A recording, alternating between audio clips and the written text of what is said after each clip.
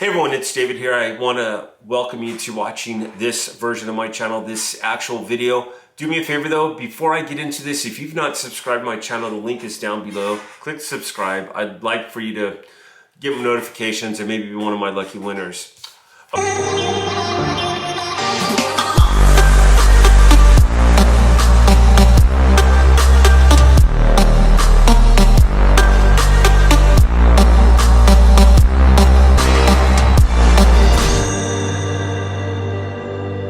Okay, so I've been down for the last several days. Not that this is relevant to this video, but I've been actually, my oldest got a bad case of the flu. Usually it goes my oldest, my youngest, my wife, and I actually skip it.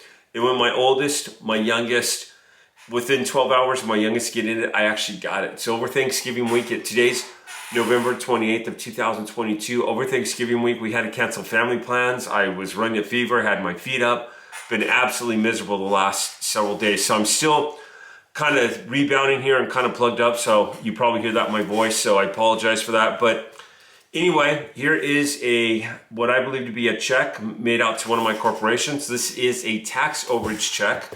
I got my little envelope. You know what's funny is I really don't know where I got this from, but it is a great little envelope opener. Oh, this check is barely even sealed. I mean, if you look in the back, or the envelope I should say, is barely sealed. You look in the back, but let's still go ahead and just tear this open. Get this in here.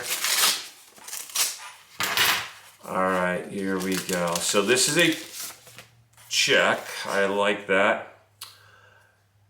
It is a relatively small amount. It's for $19,879. and 75 cents. I'm kidding about the small amount, by the way. So yeah, but it is. I'm gonna hide out my business name. I will actually show you the check. This is a tax overage check that we have worked and have gotten. So that is it right there. So yeah, so I've been showing you a lot of envelopes, a lot of mail that's been going out, a lot of different things that have been happening. Yeah, so this is pretty cool. Really super excited here on this one. All right, so let's talk about how you get involved in this and be doing this. So first of all, I've got some information on some free course material. If you ever want to schedule a call or anything, I will start putting up some information where you can go ahead and link it together. I do have, and this is something that's brand new, I do have an ebook coming out as well as the course and everything in addition to that. So the ebook goes over a lot of information, shows you a lot of my checks, a lot of my deals, everything like that, on how I do tax overages. But okay, let's jump into the meat of this. How did I get this and how does this happen? So, and this check was issued on, wow, this actually came out, it was issued on November 22nd. It's possible it was in my mailbox a day or two. I just dropped Noah off at school. It's Monday morning. I dropped him off at school, and then I went and I went by the mailbox knowing I hadn't been there a few days and just happened to notice this in there. So let's talk about how to get this and how to start your business. And a lot of people talk to me about this. First of all, you've got to start looking at tax overages in your area. There's 27 states. At one point, I think there's 27 that you could work tax overages in right now. So you need to get familiar with your state, your rules, your laws, the how to work this, what you can do. What's a good start for you? Okay, go down to the county. Like the other day, in my course, I had someone tell me that they wanted to do California. They had never done California. We actually researched a couple counties, and I was on my Monday Live cold call. I only had a few minutes. We actually found the county they were looking for. We found unclaimed funds that they were looking for. And at that point, you find it. You have to then call the court. So you might do like, I think we did San Diego, California. Tax overages San Diego, California is what we searched, okay? So maybe you're in Miami, Florida. Maybe you're in Dallas, Texas. Maybe you're in Salt Lake City, Utah. You Google your, find your county. I said some cities there. So find the county that you're in. And even though Dallas is a county, get that county and find out, and the phone number of the court clerk. Find out when tax overages are happening. Then find out how the sales are working and call up and ask questions. Find out if they have information. Like in Florida, on the counties that I've worked, you can go into I call it back office, into the files, and you could research where the overage was, what are the liens or putting claims on the property, who the owner was. You do have to verify who was on title, and just because, like, let's say, and this happens all the time and it sucks, but let's say someone's losing their house to a tax overage auction, and someone comes in and they say, hey, we'll help you out here, we'll save your house, we'll take over payments, give us $10,000. They give the $10,000, and they don't actually take over payments. What they do is they end up knowing that it's going to go well over, and they get it. They know that overage is theirs. Who's ever on title, no matter who's on the loan, who's had the house, who's ever on title at the closing, most counties, and keep in mind, this is not legal advice, this is what I personally have experienced, most counties will go ahead and pay that person who's on title. So those are things that you want to verify as you do this, but call the county. And what I always say is, like, just say, hey, I want to know, I'm noticing that there are properties here that are going for over. How can I research and look into a couple of these? If they ask you why, say, it's public information, I want to research and I want to look this out. Again, you're not saying you're a claims locator, because they hate people like us. I hate to say it, and rightfully so. There's a lot of fraud in this business. I've seen a ton of it. I'm sure I'll see a ton more. Then you call the county, you go ahead and you get the information. Then you find a claim, and then what you do is you go ahead and you call and you just say, hey, I noticed 123 Main Street. How can we file for this property? It went $15,000 over the asking price, and find out where the paperwork is, the procedure, and everything. And either in that conversation, another one, call back and say, okay, can I? We have someone who wants to work with us on the case as a claims locator. We want to work with them. What paperwork is required for that? Typically, what I use what's called an assignment of interest. That assigns the funds to my corporation, which is what happened right here. So the $19,000. Now, out of this $19,000 check, I should say I'm getting 30% of this. So I'll get about $6,000 for this. Do 2 of these a month, $12,000 a month, $144,000 a year. That's a pretty nice gross income. Do 1 of these a week for 48 weeks, and I always say 48. Let's just see if you make. Let's do the amount here, because I've been really big on this lately with you guys. I've been really big about exactly how much. So on this check, $19,879.75. And then let's say I'm getting 30% of this. So that's $5,963.93. And let's say I do 1 of these a week for 48 weeks. That would be $286,268.40 gross income a year, which is very doable, happens in this business all the time. What you want to do, though, is you almost want to work for free on your first or second deal. And I know people say, I want to work for free. Absolutely. So find someone who has $500. No one calls us. Call them up. Say, hey, I want to go and work with you. You've got a few $100 here. How can I go and work with you? How can we get this under contract? Go ahead and get it under contract. And I always say agreements. If you don't know my script, go back and look at some of my previous videos. I give a lot of information about script and how to work with scripts.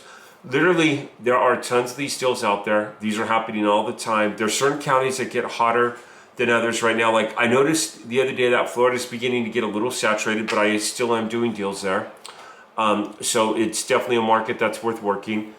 Hindsight, look at some other areas where tax overages are going. Like I've got people working Ohio, I've got people working California, I've got people working many different states, and find the overage, find out what's going on, how many there are. In Florida particularly, there's a lot of people that went to these seminars where they sold this land, and it was really weird. This is what I'm hearing from people when I call, because I call these all the time. And people say, yeah, because a lot of times it's going to the offspring of the deceased. And what I'm hearing is, yeah, my mom or my dad was at a conference and they got conned into buying some land. They were told it'd be worth something. And sometimes it's actually selling more at the tax overage than what they paid for it, but the kids are letting the taxes go. And this is happening left and right. There's areas that are hotter than others. And again, that's beginning to slow down. It's beginning to get saturated there, but there's still deals happening there because I'm doing them. So get your feet wet and learn. But you got the assignment of interest. Then I do what's called the contingency agreement. That, like on this deal, when I pay my client, I will put a copy of my contingency agreement in there. I've never had a problem with this, and it basically says a 30-70 split. They'll get 70%, I'll get 30%. If they come back at me and they say, hey, you promised me 10%, or you promised me 90%, you 10%, No, look at the contingency agreement. You signed this, it was exchanged here. We're doing a 30-70 split. Again, that's never been a problem. And then I also do what's called a limited power of attorney. If there's signatures or something that has to happen on their behalf, I can then go ahead and sign it. Sometimes the court needs a release of something. They need a signature that stuff is valid. Well, I have limited power of attorney, and the limited power of attorney is for someone in the living. Keep in mind, this is not legal advice. And it's when they are living, you could do a limited power of attorney on that. So I hope this helps you getting started. The first avenue I would say is find a list with overages on it and learn how to work that list. You will, and keep in mind that court clerks are often unfriendly. There are people who are government workers that absolutely hate their job, and they're the most miserable people. And sometimes after talking to them and stuff, I try to send them something, and I'm really bad about this, but I always want to send them something when they're really rude. And I get a check like this. I just want to say, hey, thanks for your time, and send them a box of chocolates or something. I need to do that more often. But be extra nice to them, be extra polite, and flattery does get you places. And what I'll say is, hey, I really appreciate your time. I know you're busy. Calling about 123 Main Street. I noticed that this went up. What do we need to do to claim these funds? Where do we go? And do you have anything on file? Just like, even before you act like you want to claim a case, let me back up there. Hi, I'm calling about 123 Main Street. I noticed that this property went up for auction. Can I find out the results of that? And how can I find out the results of that? And can I go online? Do you have anywhere online I could verify this on? And if they say, well, what's in it for you, or why are you looking, just say, oh, you know what? I'm doing some research and this is public information. I wanted to be able to just look at this and do some research. Most people will not ask you any other questions. I've never had anyone say, well, what kind of research? Well, where's it going? Or what's it do? I've never had anybody say that to me. And if they do, just say, oh, I'm looking at some online stuff. I just want to verify how overages are happening and how the process works, and just doing some research here. I mean, again, I even doubt if you'll get that far, but really, get a sense of curiosity and then start watching the rules and the protocols. Get someone paid for free on your first deal. I mean, think about it. You go to any major corporation. I always say, if you have very little experience, you start on the bottom and you work your way up to the top. This is going to be your own corporation. You're going to start off the bottom and you're going to work your way up on the top. Hey everyone, I hope this has been helpful. Love all the feedback. Please comment on my channel. And tell me anything that you that any questions or anything that you may have. Hey, I just want to say one more thing here, and I know I've said this before. It amazes me that I'm doing these videos, and all of a sudden I have people, someone from out of the country and everything. I see 2 or 3 videos that are almost mimicking mine that are coming out. There's a lot of good people and a lot of good resources on tax overages, mortgage overages, surplus funds, bankruptcy, unclaimed funds. We do all 4 of those, but very few people are actually showing you checks and showing you money and things that are coming in. Make sure that you're following the reputable channels. And I'm not saying don't just watch anybody, but I see a lot of people getting on and they're like, hey, it amazes me how many courses are popping up, how many things are popping up. And again, a lot of good reputable people out there. I'm not saying that I'm better off than anybody else 100%, but what I am saying is make sure that you do your due diligence. Make sure that you do your homework, and make sure that you're following reputable people that are showing you checks every week. Appreciate you watching. Again, subscribe if you haven't. I'll see you around. Thank you.